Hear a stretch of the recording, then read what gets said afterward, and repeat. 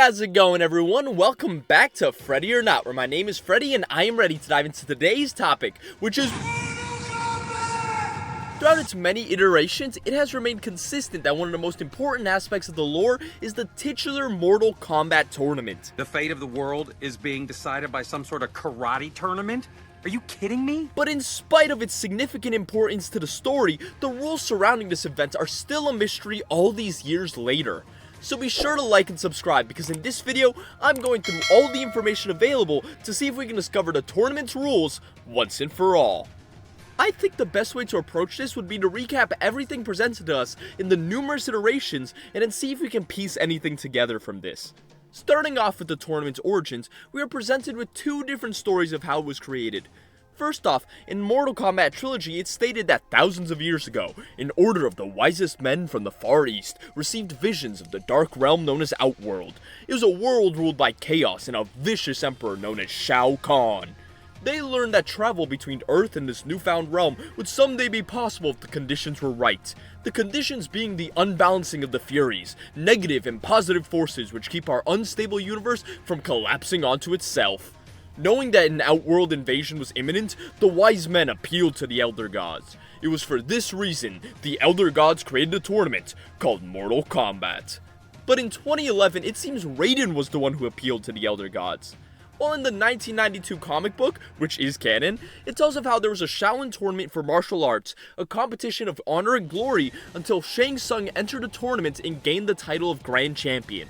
One day, Kung Lao, a noble and mighty Shaolin monk, beat Shang Tsung and became the Grand Champion himself. Then it's heavily implied Shang killed one of the three tournament grandmasters and took his place, after which Shang Tsung invited an Outworlder and his former pupil, Goro, to compete. Goro, the four-armed Shao Kahn, would go on to defeat Kung Lao. Then, Shang Tsung alienated the Shaolin from their own tournament and has run it himself for the last 500 years. In the Mk2 comic, we find out that any realm can exercise its right of challenge as long as it can breach the dimensional gates that separates it from other realms, and that 10 victories would allow Earthrealm to be merged with Outworld. Also, if you refuse, you will unbalance the Furies. In essence, forfeit and the realms will begin merging. Now that that's established, how long has the tournament been around? As thousands of years ago, Shao Kahn gained 10 victories and merged Outworld for Denia. So if we merge these stories together, it seems that a long time ago, the Mortal Kombat Tournament was created. But for thousands of years on Earthrealm, the monks used Mortal Kombat as just a friendly tournament. But when Shang Tsung arrived, he actually triggered the rules of Mortal Kombat, with the stakes being 10 victories equals the merging of the realms.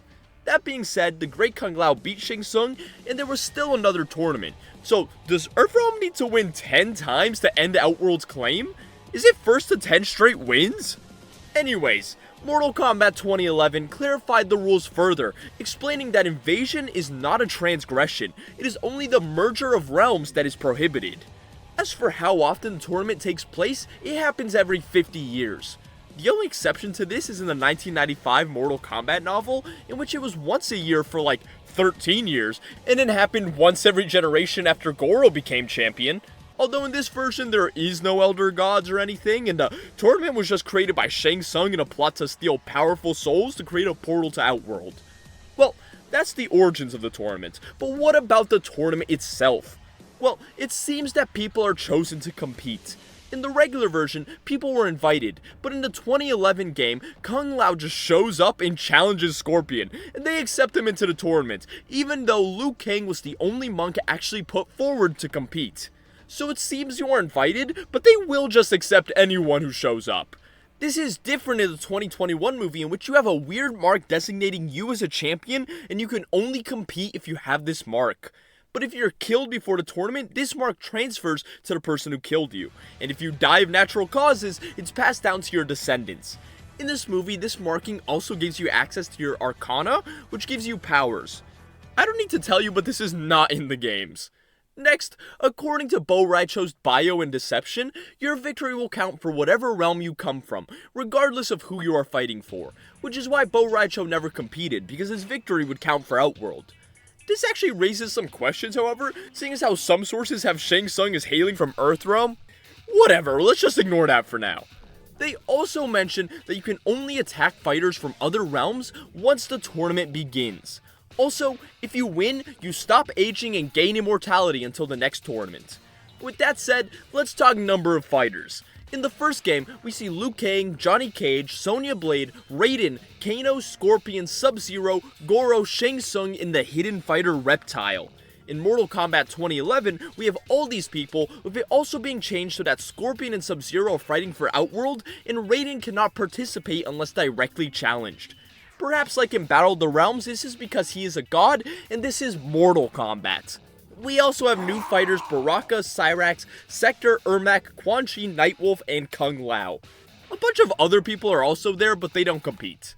This is way more than in the movie Scorpion's Revenge, in which it seems the only people fighting for Earthrealm are Johnny Cage, Sonya Blade, and Liu Kang, as well as the Lin Kuei, with Kitana, Baraka, Reptile, Scorpion, and Goro fighting for Outworld. In the 1995 movie, the main trio are fighting for Earthrealm, with Sub-Zero, Scorpion, and Kano fighting for Outworld.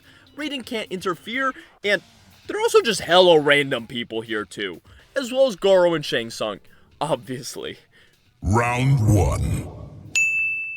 In Shaolin Monks, there does not seem to be any matches. While we do see Scorpion vs Sub-Zero, Johnny Cage vs Reptile, and Sonya vs Kano happening simultaneously, they all just fight each other at random points, so it does seem to just be a free-for-all. Fight until the last man standing or something, you know? In Mortal Kombat Legacy, it also seems to be a free-for-all, with 2 teams of 9, Outworld and Earthrealm. Here, it seems they're just randomly placed on the island, and they win by surviving. I guess the tournament ends when everyone on one team dies.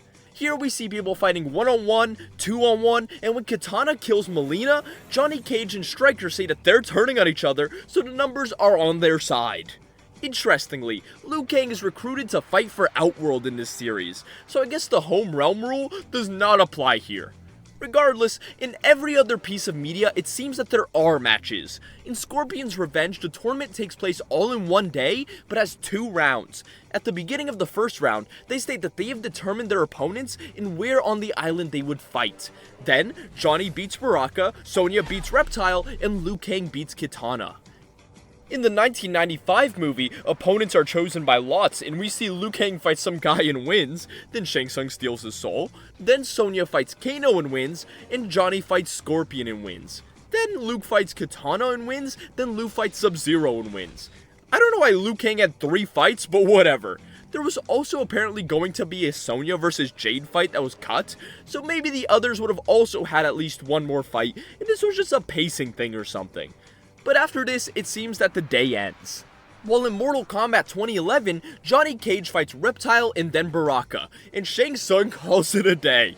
But at night, Sonya tries to break Jax out of prison, and Shang Tsung arrives saying that her fight against Sub-Zero has begun. And then after trying to escape, he makes her fight Kano. This is weird because it pretty much seems that Shang Tsung is just making up matches on the spot, and only originally planned on having the 2 Johnny Cage matches that day. Round 2. I'm gonna be honest, splitting up the days makes no sense. In MK 2011, there were only a couple matches on the first day, and literally every other official match on the next day. They do the same thing in Mk1, where Raiden has 2 fights on the first day and 5 fights on the second, but I'll talk more about that later. But overall, 2 days seems consistent for the length of time of the tournament, since even in Battle of the Realms, they mentioned the tournament taking place over 2 days. Regardless, Day 2 in the 2011 video game consists of Scorpion being forced to fight, and Kung Lao randomly entering the tournament to accept his challenge, and losing. Then he beats Nightwolf, and later, after beefing with Sector and Cyrax, Shang Tsung declares this to be a challenge and makes him fight both of them at the same time. This is where I'll mention challenges. It seems that even though there may or may not be a structure here, you can challenge anyone at any time, which is something you'll definitely notice if you pay attention. Regardless, after this, Scorpion kills Sub-Zero. I don't know if this was an official match, but it doesn't really change anything since Sub-Zero died. Then, Cyrax beats Johnny Cage. After this, Cyrax wants to leave and beats Sector when he tries to stop him. Interestingly, we don't see Sector in the tournament after this, so I wonder if that was counted as an official match. I don't know, it would be weird if it was since Johnny Cage beat Kano and Kano wasn't eliminated, so maybe Cyrax just messed up Sector so bad he couldn't compete anymore. After this, it's just the Liu Kang show, since at this point they state that Liu Kang's the only Earthrealmer left in the tournament. And like, what happened to Sonya? Did she quit or lose off screen or something? They straight up forgot about her. But important stuff happening off screen is par for the course in this game. Just look at Cyrax getting cyberized. Anyways, Liu Kang beats Ermac before finally he is made to face Scorpion and Quan Chi at the same time. And like, this wasn't a challenge or nothing. Shang Tsung is just rigging these fights, huh? Assassins. In Scorpion's revenge, it seems that Kano and the Black Dragons were hired to kill the Earthrealmers in this movie so they don't win the tournament. Although obviously this is not counted as official matches since Kano and the Lin Kuei aren't competing. In the 2021 film, Shang Tsung also sends his men to kill the champions, but this time before the tournament starts. While in the 2011 version, Sector, Cyrax, and Sub-Zero are hired by Shang Tsung to compete for Outworld. This in spite of the fact that if they win, it would count for Earthrealm. So, what happens if they eliminate everyone? Do they just forfeit and let Goro win? Weird. Anyways, Goro.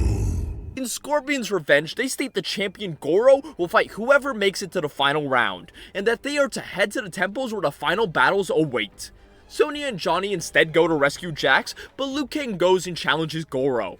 And having 3 people able to challenge Goro is surprisingly consistent, as in the 1995 Mortal Kombat novel, it's explained that the champion was not required to fight until all but the 3 best martial artists have been eliminated, and then he would battle each one in turn.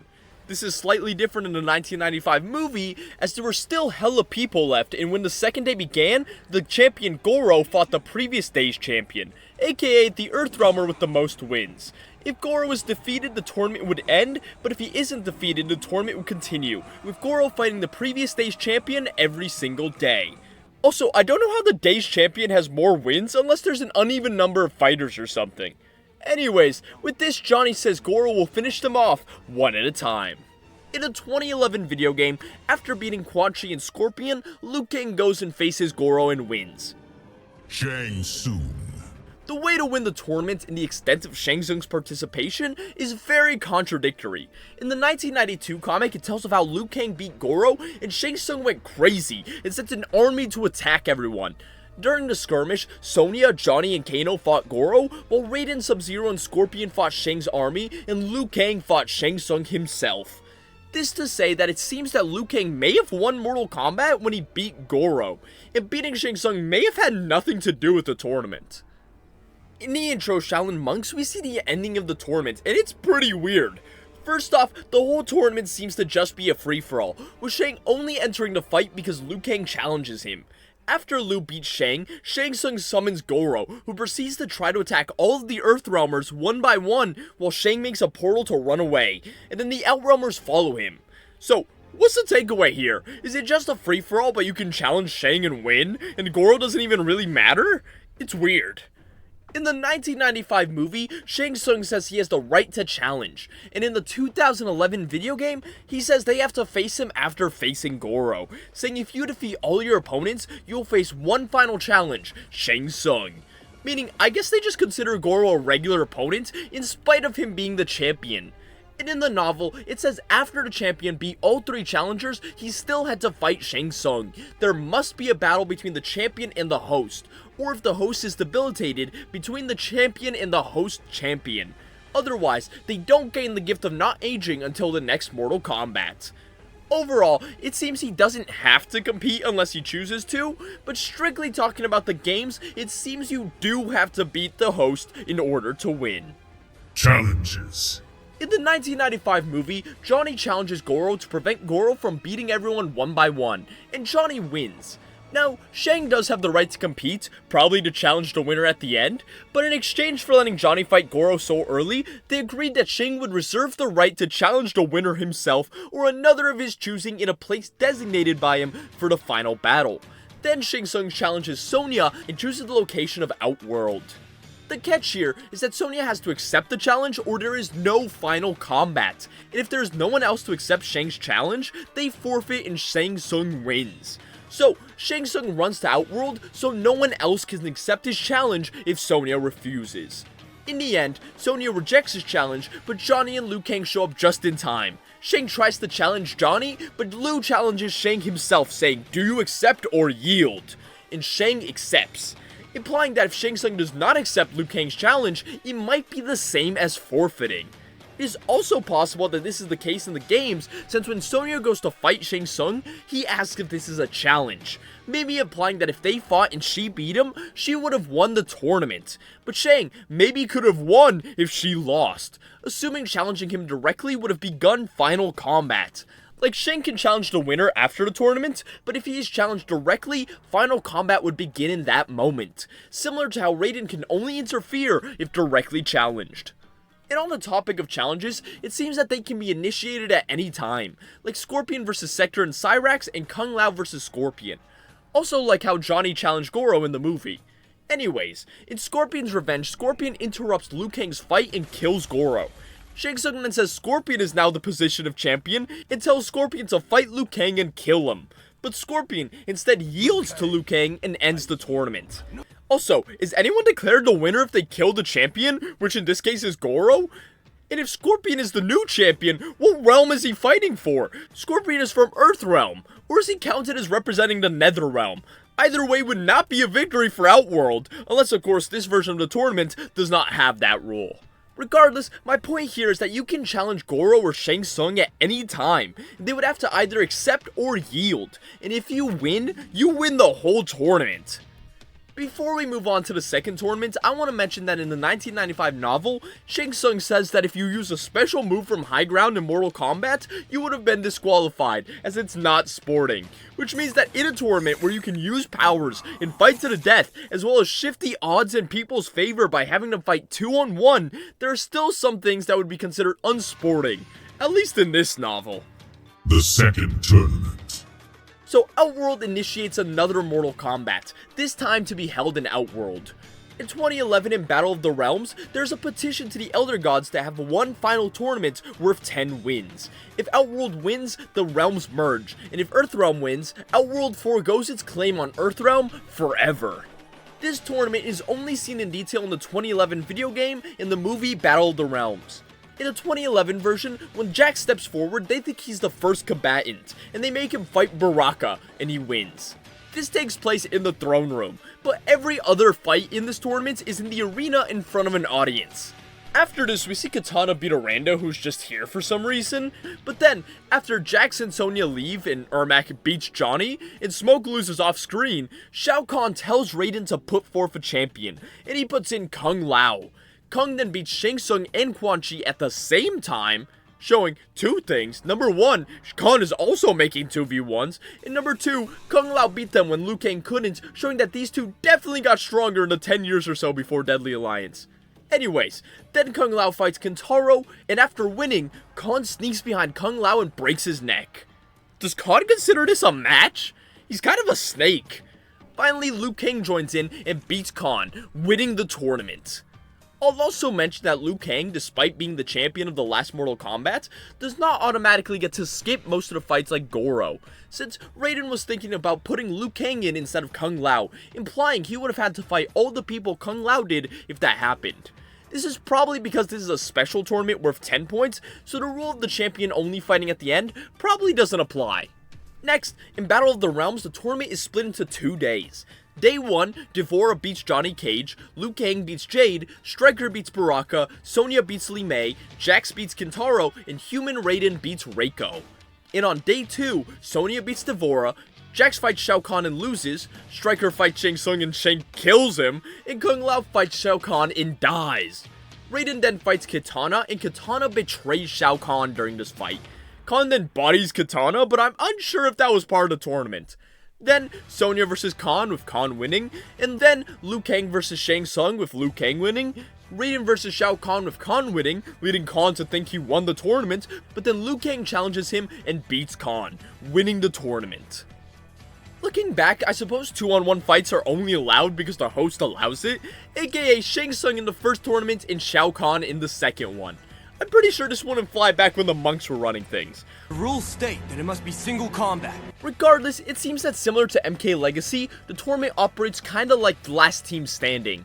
I guess they fight until either every Earthrealmer is eliminated and Earthrealm loses, or until every Outworlder is eliminated, in which case they fight the host for the win. And if more than one Earthrealmer is still in at that point, they all fight the host one at a time until either he loses or they all get eliminated. The only tournament after this is an Mk1, where it's established that that tournament was made to foster peace between the realms, with the tournament being created by King Jared and Liu Kang. It's unknown whether this is called Mortal Kombat or if it's just a completely different tournament or what.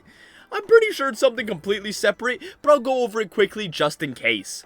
This tournament is held once every century, and in this tournament, no one has ever been grievously injured or killed. In the game, we see the monks hold a contest to determine their champion, with their champion being the only Earthrealmer to fight at the tournament, while Outworld has several champions. The rules say that the host realm has that advantage, and that they take turns hosting. The tournament takes place across 2 days, 2 fights on the first day, and 5 fights on the next day. The first opponent is the Constable, and the next 4 are random champions that were chosen. The second to last fight is the Heir to the Throne, and the final fight is the General. I don't know if Earthrealm has any traditions when they're hosting. All in all, what are the rules here? Well, in terms of the games, it seems that any realm can exercise its right of challenge as long as it can breach the dimensional gates that separate it from other realms. Mortal Kombat happens every 50 years. The tournament seems to be 2 days long. You are invited to compete, but they'll accept all challengers. However, only mortals are allowed to compete, unless a god is directly challenged. You can use special powers and killing is allowed.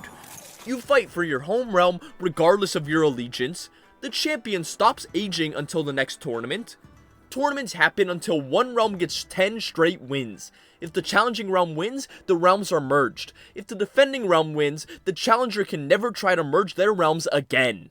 Invasion between the realms is allowed, but merging the realms without 10 straight wins are not. If you're curious why Shao Kahn doesn't just invade, it's because Sindel's suicide created a barrier preventing Shao Kahn from invading Earthrealm. Next, the champion of Mortal Kombat only fights when all the others on their team have been defeated, and the host only fights when the champion has been defeated. You can only attack fighters from other realms once the tournament begins. The host seems to decide who is fighting who on a whim, but you can declare a challenge. Interestingly, when Kuai Liang challenged Scorpion, Shao Kahn said he can't make demands of the Emperor, but after he beat Reptile, they let him fight Scorpion, so it seems that challenges have to be approved by the host, except for challenges against the champion or the host. And challenges against the champion only matters in the version where the host participation is optional.